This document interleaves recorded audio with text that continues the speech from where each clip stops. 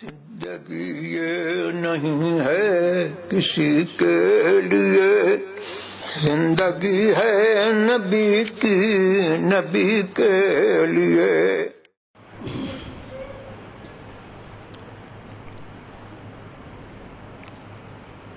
عزیزان ملت اسلامیہ، معزز حضرات، السلام علیکم ورحمۃ اللہ وبرکاتہ۔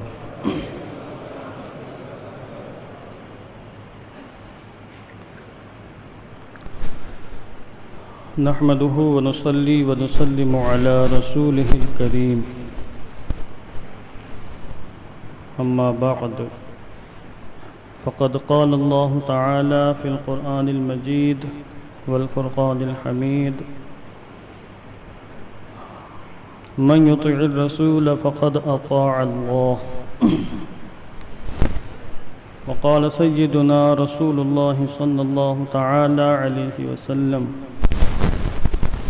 إن من أشد أمتي إلي حبا ناس يكونون بعدي يود أحدهم لو رآني بأهله وماله. صدق الله العظيم وصدق رسوله النبي الأمين المكين الكريم، ونحن على ذلك لمن الشاهدين والشاكرين، والحمد لله رب العالمين. مولاي صل وسلم دائما أبدا على حبيبك خير الخلق كلهم، هو الحبيب الذي ترجى شفاعته لكل هول من الأهوال مقتحم، فهو الذي تم معناه وصورته ثم اصطفاه حبيبا بارئ النسم، منزه عن شريك في محاسنه، فجوهر الحسن فيه غير منقسم. يا رب بالمصطفى بلغ مقاصدنا واغفر لنا ما مضى يا واسع الكرم. آئیے دل لگا کر اپنی اور ساری کائنات کے مرکز عقیدت حضور رحمت عالم جان عالم سید الانبیاء والمرسلین رحمت للعالمین شفیع المذنبین حضور احمد مجتبی محمد مصطفیٰ صلی اللہ تعالی علیہ وسلم کی مقدس بارگاہ میں درود و سلام کا ہدیہ محبت پیش فرما لیں۔ اللہم صلی علی سیدنا شفیعنا حبیبنا مولانا محمد وبارک وسلم صلاة و سلاما علیک یا رسول اللہ صلی اللہ تعالی علیہ وسلم۔ اللہ رب العزت کی توفیق و عطا سے آج ہم اس کی بارگاہ میں حاضری کا شرف حاصل کر رہے ہیں۔ دعا کرتا ہوں کہ اللہ عز و جل محض اپنے فضل و کرم سے اس نماز جمعہ کو اپنی مقدس بارگاہ میں قبول فرمائے اور ہم سب کو نماز کی حقیقی برکتیں عطا فرمائے۔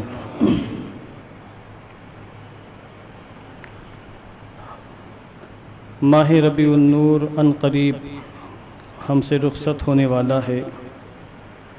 پچھلے ہفتے میں نے آقا دو عالم صلی اللہ علیہ وسلم کی الفت و محبت، ادب و تکریم و تعظیم کے حوالے سے کچھ باتیں عرض کرنے کی سعادت حاصل کی تھی۔ اس گفتگو کا کچھ حصہ باقی رہ گیا ہے، تو آج میں انشاءاللہ اس کی تکمیل کی کوشش کرتا ہوں۔ میں نے یہ عرض کیا تھا کہ بحمد اللہ تعالی ہم سب حضور رحمت عالم جان عالم صلی اللہ علیہ وسلم سے محبت کرتے ہیں اور محبت کا دعویٰ بھی کرتے ہیں،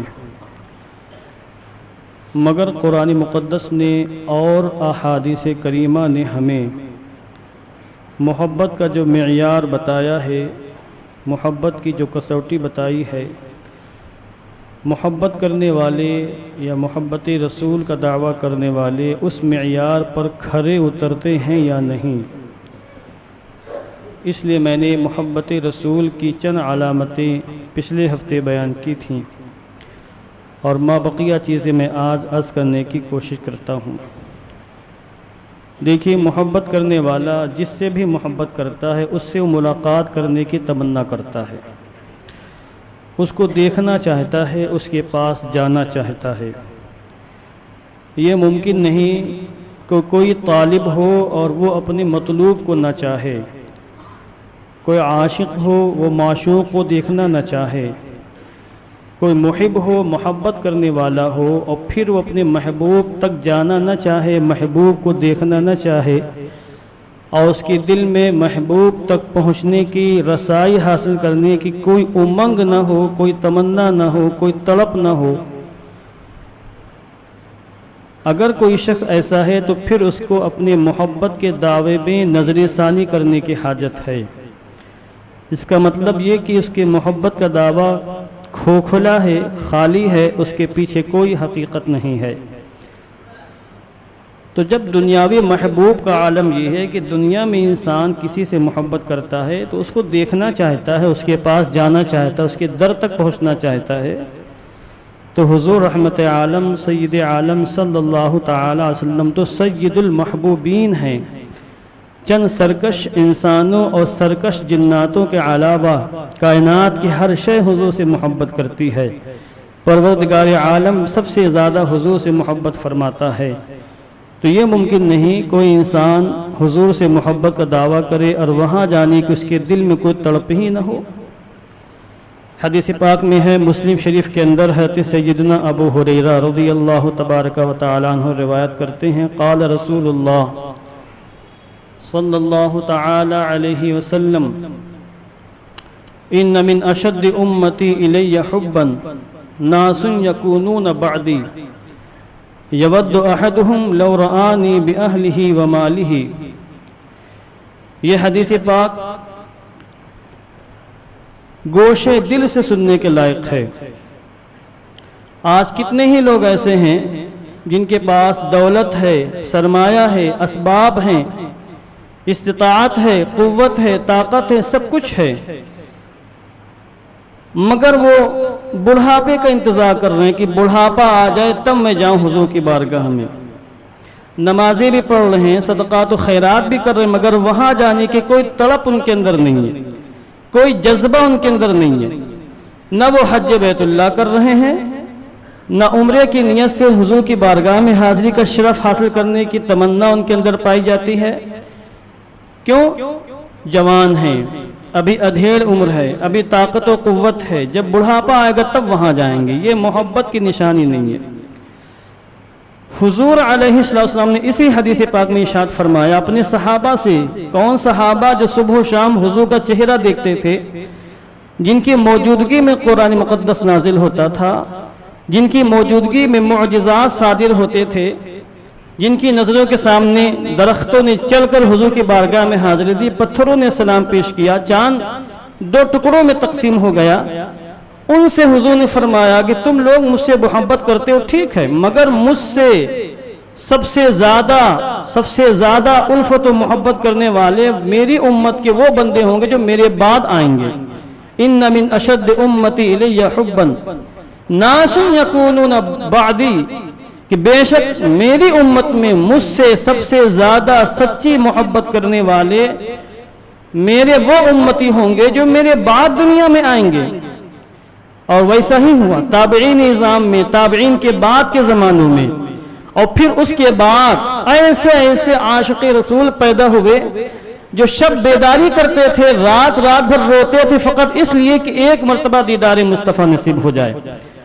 حضور فرماتے ہیں ان کی شان یہ ہوگی، یود احدہم لو رآنی باہلہ ومالہ، ان کی شان یہ ہوگی کہ وہ تمنا کریں گے، ان میں سے کچھ لوگ ایسے ہوں گے وہ تمنا کریں گے کہ اے اللہ مجھے میرے خاندان والوں کے بدلے اور مجھے میری تمام دولت کے بدلے فقط ایک بار حضور کا چہرہ دکھا دے، حضور کا دیدار کرا دے۔ یہ ان کی شان ہوگی۔ تو حضور نے یہاں پر محبت کی اسی علامت کو بیان فرمایا کہ محبوب سے محبت کرنے والا محبوب سے ملاقات کرنا چاہتا ہے، تو جس کے دل میں اس قسم کی طرف ہو، بھلے وہ نہ جا سکے دنیاوی کسی الجھن کی وجہ سے، کسی رکاوٹ کی وجہ سے، کسی پریشانی کی وجہ سے، مگر اگر دل میں طرف ہے تو اس کو سمجھنا چاہیے کہ اس کے دل میں محبت کا چراغ روشن ہے۔ یہ حدیث پاک مسلم شریف کے اندر موجود ہے، اور امام دارمی نے فردوس الاخبار کے اندر حدیث پاک ہے کہ سیدنا عبداللہ ابن عمر رضی اللہ تعالیٰ عنہما سے روایت کی ہے۔ فردوس الاخبار عبداللہ ابن عمر فرماتے ہیں قال رسول اللہ صلی اللہ علیہ وسلم من حج البیت ولم یزرنی فقد جفانی، جس شخص نے بھی خانہ کعبہ کا حج کیا مگر حج بیت اللہ سے فارغ ہو کر اس نے میری بارگاہ میں آ کر میرا دیدار نہیں کیا یا میرے روضہ انور کا دیدار نہیں کیا، فقط جفانی، ایسا انسان بے وفا ہے، اس نے میرے ساتھ بے وفائی کی ہے۔ یہ حضور ارشاد کیوں فرما رہے ہیں؟ اس لیے کہ محبت رسول کی نشانی ہے کہ عشق کرنے والا، محبت کرنے والا حضور کی بارگاہ میں بادب حاضری دے، یہ محبت رسول کی نشانی ہے۔ محبت کی ایک اہم ترین نشانی ہے وہ یہ کہ محبت کرنے والا جس سے محبت کرتا ہے اس کی جانب منسوب ہر شے سے محبت کرتا ہے۔ جس چیز کی نسبت محبوب سے ہو جاتی ہے انسان اس سے محبت کرتا ہے۔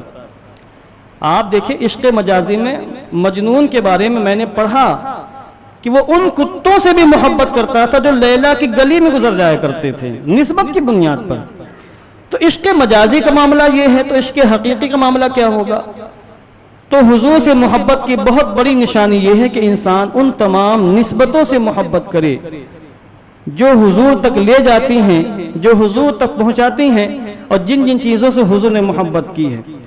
آج کے حالات حاضرہ میں روئے زمین پر بہت سے ایسے کم نصیب ہیں کہ محبت رسول کا دعویٰ کرتے ہیں، نسبتوں کا انکار کرتے ہیں۔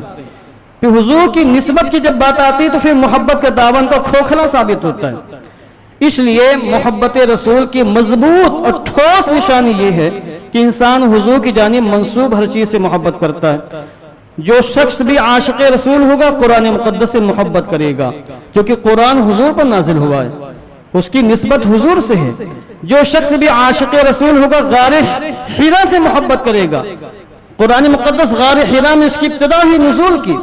جو شخص حضور سے محبت کرے گا غار ثور سے محبت کرے گا کہ ہجرت کے موقع پر 3 شب اور 3 دن لگاتار غار ثور نے حضور کے قدموں کو چوما ہے، حضور وہاں قیام پذیر رہے ہیں۔ جو شخص حضور سے محبت کرے گا وہ احد پہاڑ سے بھی محبت کرے گا۔ حضور نے فرمایا احد پہاڑ ہے، جو ہم سے محبت کرتا ہے ہم اس سے محبت کرتے ہیں۔ جو شخص بھی حضور سے محبت کرے گا وہ بدر کے میدان سے بھی محبت کرے گا کہ بدر کا میدان وہ میدان ہے جہاں حضور صحابہ کرام کے ساتھ تشریف لائے اور حق و باطل کی پہلی جنگ اس میدان میں ہوئی، اس کو حضور سے نسبت حاصل ہے۔ جو شخص بھی حضور سے محبت کرے گا وہ مکہ المکرمہ اور مدینہ المنورہ سے بھی محبت کرے گا۔ مکہ المکرمہ اور مدینہ منورہ تو مدینہ منورہ، وہاں کے ذروں سے بھی محبت کرے گا، وہاں کے پتوں سے بھی محبت کرے گا، اور وہاں کے سنگریزوں سے بھی محبت کرے گا۔ یہ محبت رسول کے ایک معراج ہے جو سب کو حاصل نہیں ہوتی۔ تو یہ نسبتوں کا معاملہ ہے۔ اب آپ دیکھیں یہاں بھی الحمدللہ محبوب سبحانی میں ہر سال 12 ربیع النور شریف کو بعد فجر حضور کے مقدس بالوں کی زیارت کروائی جاتی ہے، اور یہ باقاعدہ روایتوں سے ثابت ہے۔ حضور نے جو حج فرمایا تھا حجۃ الوداع، حجۃ الوداع کے موقع پر حضرت ابو طلحہ انصاری رضی اللہ تعالیٰ عنہ نے اپنے ہاتھوں سے حضور کے بال اتارے تھے، اور حضور کا حلق کرنے کا ان کو شرف ملا تھا۔ اور حضور کے مقدس بال تو بہت گھنے تھے، اس کے بعد ان بالوں کو تقسیم کیا گیا تبرکن۔ ہمارے اور آپ کے بال تو نائی پھینک دیتا ہے، مگر وہ صحابہ جو حضور کے لعاب دہن کو زمین پر گرنا گوارا نہیں کرتے تھے وہ بالوں کو کیسے پھینک دیتے معاذ اللہ؟ انہوں نے باقاعدہ بالوں کو انتہائی ادب و احترام کے ساتھ رکھا، ایک بال بھی زمین پر گرنے نہیں پایا۔ اور پھر اس کے بعد بالوں کو صحابہ میں تقسیم کیا گیا تبرکن۔ سب سے زیادہ بال موہائے مبارک حضرت عائشہ صدیقہ کے حصے میں آئے، سب سے زیادہ بال۔ اور پھر حضور کے بالوں کی کرامت، حضور کا معجزہ اور حضور کے بالوں کی کرامت کی وہ بڑھتے ہیں۔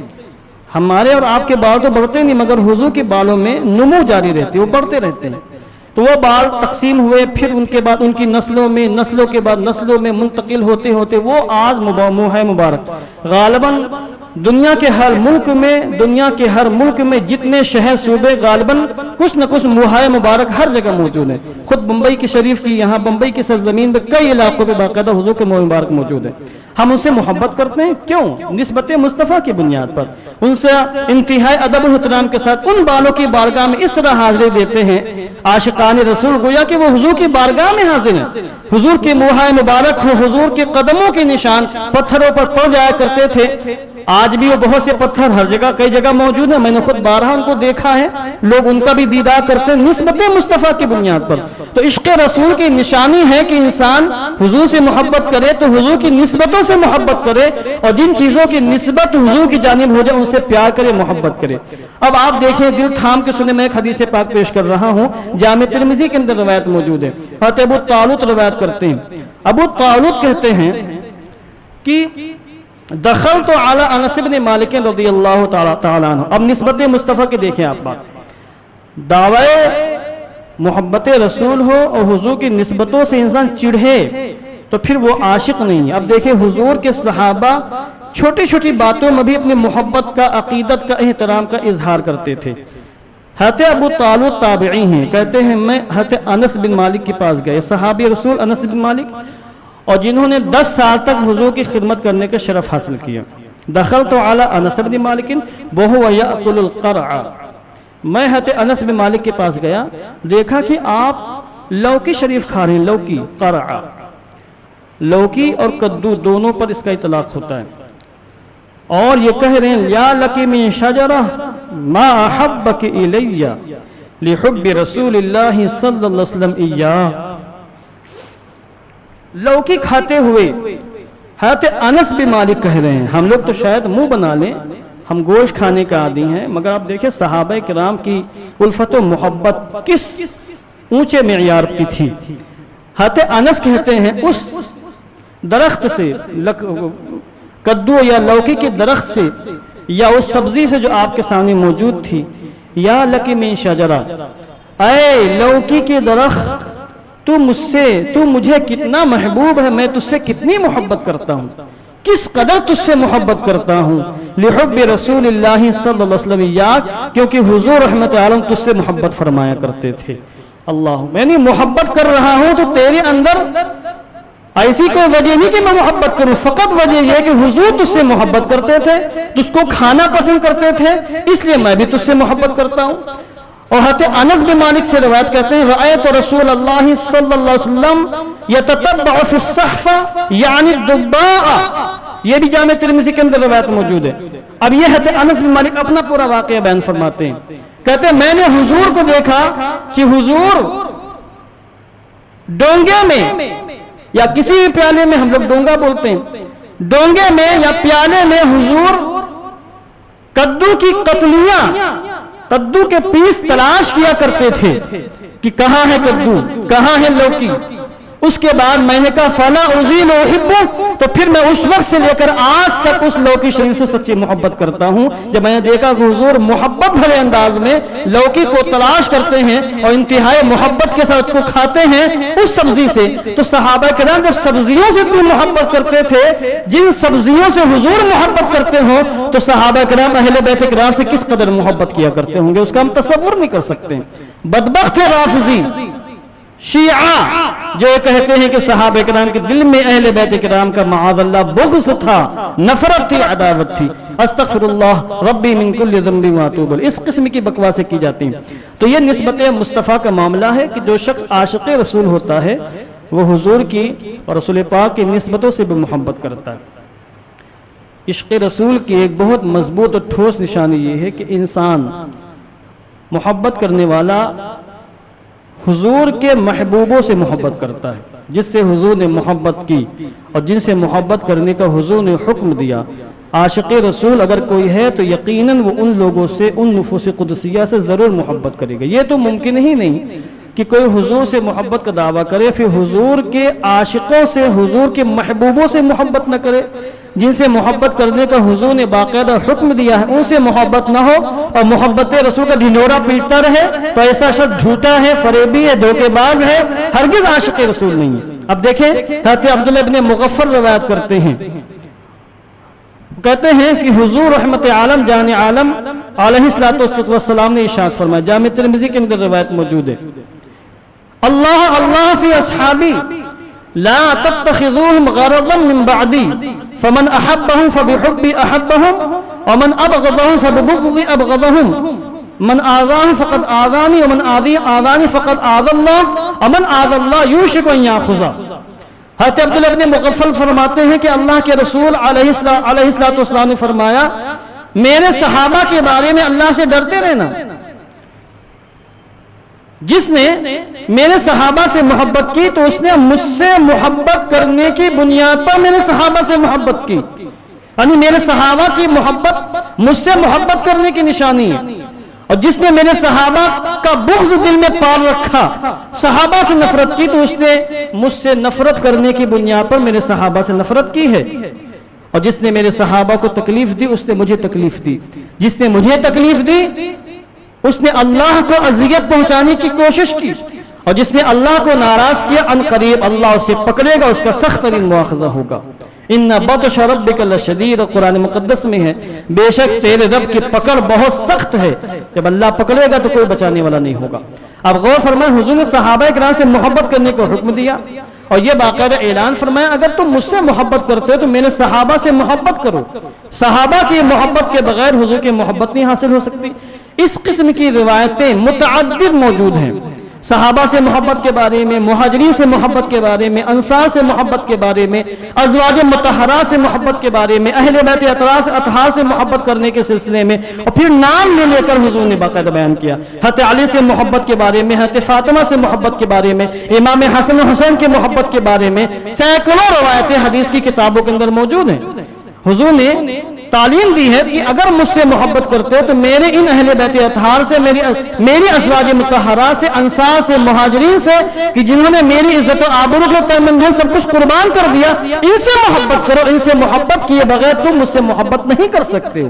تو محبوب سے محبت اس وقت تک کامل نہیں ہو سکتی جب تک محبوب کے محبوبوں سے محبت نہ ہو جائے۔ انسان حضور سے محبت کرے اور حضور نے جن سے محبت کی ان سے محبت ہی نہ ہو تو پھر محبت کرنے والا جھوٹا ہے، فریبی ہے، اور محبت کے دعوے میں سچا نہیں ہے۔ ایک آخری بات میں عرض کرتا ہوں، ٹائم ختم ہو رہا، بس یہ بات آخری۔ یہاں پہ آ کے لوگ لڑکھڑا جاتے ہیں۔ یہاں تک جو میں نے باتیں کی تو سب تو آمنا صدقت کہنے، ہاں بہت اچھی بات ہے، بہت اچھی بات ہے، مگر اب جب دشمنی کرنے کی بات آتی ہے تو یہاں پہ اچھے سے قدم لڑکھڑا جاتے ہیں، ڈاواڈول ہو جاتے ہیں۔ کہتے بھائی محبت کا درس دو، محبت کی باتیں کرو، پیار کی باتیں کرو، نفرت مت پھیلاؤ۔ دیکھیے، محبت کرنا اللہ رسول کے لیے یہ بھی دین کا حصہ ہے، اور اللہ رسول کے لیے دشمنان دین سے نفرت کرنا یہ بھی دین کی تعلیم کا حصہ ہے۔ ایک کو چھوڑ کر دوسرے کو پکڑا نہیں جا سکتا ہے، دونوں کو مضبوطی سے تھامنا ہوگا۔ اب حضور کی محبت کی سب سے مضبوط نشانی یہ ہے کہ جو لوگ حضور کے دشمن ہیں، نفرت کرنے والے ہیں، اپنے دل میں ان کے لیے سچی نفرت ہو، سچی عداوت ہو، یہ ایمان کا عظیم ترین حصہ ہے۔ یہ سب کو حاصل نہیں ہوتا، ورنہ سب لوگ محبت کی باتیں کر، جب نفرت کی بات آتی ہے اور دشمنان دین کی بائیکاٹ کی بات آتی ہے، ان سے نفرت کرنے کی باتیں اور بیزاری ظاہر کرنے کی باتیں آتی ہیں تو اچھو کے کلیجے پھٹنے لگتے ہیں اور پھر طرح طرح کی باتیں شروع کر دیتے ہیں۔ اب دیکھیے قرآن مقدس کے اندر تعلیم کیا موجود ہے، لا تجد قوما یؤمنون باللہ والیوم الاخر یوادون من حاد اللہ ورسولہ ولو کان آباؤہم او ابناؤہم او اخوانہم او عشیرتہم الى آخر الآیہ۔ اس آیت کریمہ میں دیکھیں اللہ نے فرمایا، اے میرے محبوب تم ہرگز کسی ایسی قوم کو نہیں پاؤ گے جو اللہ پر ایمان رکھتی ہو اور رسول پاک پر ایمان رکھتی ہو اور پھر وہ اللہ رسول سے دشمنی کرنے والوں سے محبت کرے۔ آپ کسی کو ایسا نہیں پاؤ گے۔ جو شخص بھی اللہ رسول پر ایمان رکھے گا ہرگز اللہ رسول سے دشمنی کرنے والوں کے لیے اس کے دل میں کوئی محبت نہیں ہوگی، محبت کی جگہ نہیں ہوگی، اس سے بھی نفرت کرے گا۔ یہ ہے الحب للہ والبغض للہ۔ اس کی ایک میں موٹی سی مثال دیتا ہوں، ٹائم ختم ہو رہا، کہ غزوہ بنی المصطلق کے موقع پر جب حضور رحمت عالم جان عالم مدینہ منورہ تشریف لانے لگے مدینہ منورہ میں جو منافقوں کا سردار تھا رأس المنافقین، اس کا نام عبداللہ ابن ابی تھا. عبداللہ ابن ابی منافق ہے اور اسی نفاق پر اس کا خاتمہ ہوا. عبداللہ ابن ابی منافق اور اس کے بیٹے، ان کا نام بھی عبداللہ، وہ سچے صحابی تھے. یعنی عبداللہ بن ابی بن سلول یہ صحابی ہیں. ان کا باپ عبداللہ ابن ابی ابن سلول سڑا بدبودار منافق، اس کا نفاق بالکل ظاہر تھا. اب جب یہ بھی مدینہ منورہ آنے لگا تو اس نے اپنے راستے میں اپنے حواریوں جواریوں سے، اپنے احباب سے کہا کہ جب ہم مدینہ پہنچ جائیں گے تو عزت والا ذلت والے کو نکال کر مدینے سے باہر پھینک دے گا معاذ اللہ. اس نے اپنے آپ کو کہا میں عزت والا ہوں اور حضور کو کہا ذلت والا معاذ اللہ. منافق تو گستاخی کی. اب اس نے اپنے چند دوستوں میں، یاروں میں گفتگو کی تھی، مگر اللہ نے اس کا پردہ فاش کیا. حضور مدینہ منورہ میں ہے اور یہ ابھی بدبخت مدینہ نہیں پہنچا. اپنے ساتھیوں میں کہا تھا کہ جب ہم مدینہ آئیں گے تو اپنی طاقت و قوت کے بلبوتے پر عزت والا ذلت والے کو نکال دے گا. تو قرآن مقدس میں باقاعدہ آیت کریمہ نازل ہوئی. حضور کو اللہ نے آگاہ فرما دیا یقولون لئن رجعنا الى المدینہ لیخرجن الاعز منها الاذل. یہ سورہ منافقین کی آیت کریمہ. اے محبوب آپ یہاں جلوہ بار ہیں، آپ کے دشمن منافقین یہ کہتے ہیں کہ جب ہم مدینہ میں داخل ہو جائیں گے تو عزت والا ذلت والے کو مدینے سے نکال دے گا. اے محبوب آپ کی شان میں گستاخی کی اور آپ کو اذل کہا، خود کو اعز کہا. جب یہ آیت کریمہ عبداللہ ابن ابی ابن سلول جس نے گستاخی کی تھی اس کے بیٹے تھے عبداللہ نے سنی، بیٹے تھے سگے بیٹے، کوئی سوتیلے بیٹے بھی نہیں، باپ منافق بیٹے صحابی، تلوار لے کر کھینچ کر مدینہ منورہ کے باہر راستے پر آ کے کھڑے ہو گئے کہ آنے دو باپ کو بتاتا ہوں میں. اور جب رأس المنافقین عبداللہ ابن ابی پہنچا وہاں پر تلوار لے کر سامنے کھڑے ہو گئے اور کہا قرآن مقدس کی آیت نازل ہوئی ہے، جبریل امین حضور کی بارگاہ میں آئے ہیں کہ تم نے راستے میں حضور کی شان میں گستاخی کی ہے اور تم نے خود کو عزت والا حضور کو ذلت والا کہا ہے. اب جب تک تم حضور سے پرمیشن نہیں لو گے مدینہ منورہ میں آنے کی تب تک تم کو میں تمہارا بیٹا مدینے میں داخل نہیں ہونے دوں گا. تم کو پتہ چل جائے کون عزت والا کون ذلت والا ہے. اور بار روایتوں میں انہوں نے تلوار کھینچ کر یہاں تک کہا کہ جب تک تم اپنے آپ کو ذلیل اور حضور کو عزت والا نہیں کہو گے میں تم کو مدینے میں داخل نہیں ہونے دوں گا، اور اگر تم نے میری بات نہیں مانی تو اسی تلوار سے تمہارا سر قلم کر دوں گا. یہ صحابہ کرام کے سامنے دین کا معیار تھا، صحابہ کرام کے سامنے محبت رسول کا معیار تھا، اسلامی تعلیمات تھی کہ اسلام نے جن لوگوں سے محبت کرنے کا حکم دیا ان سے یقیناً ٹوٹ کر محبت کی جائے گی، مگر جہاں پر مذہب کا، دین کا، عقیدہ کا معاملہ آئے گا تو جن لوگوں سے اسلام نے نفرت کرنے کا حکم دیا ہے ان سے نفرت کرنا بھی دین کا عظیم ترین حصہ ہے. یہ محبت رسول کی نشانی ہے. اس لیے اس آیت کریمہ میں اللہ نے فرمایا کہ تمہاری جانچ ہے کہ اگر دشمنان دین حضور کی گستاخی کرنے والا تمہارا قریب ترین رشتہ دار ہو اس کو تم چھوڑ دو، ترک کر دو، تب تم اپنے محبت رسول کے دعوے میں سچے ہو، ورنہ پھر تم اپنے محبت رسول کے دعوے میں جھوٹے ہو. یہ میں نے محبت رسول کی چند نشانیاں بیان فرمائی ہیں. اللہ عز و جل ہم سب کو نیک صالح بنائے، اپنے حبیب کا سچا غلام بنائے اور حضور کی محبت کی تمام نشانیوں کے تقاضوں پر ہم سب کو عمل کرنے کی توفیق عطا فرمائے.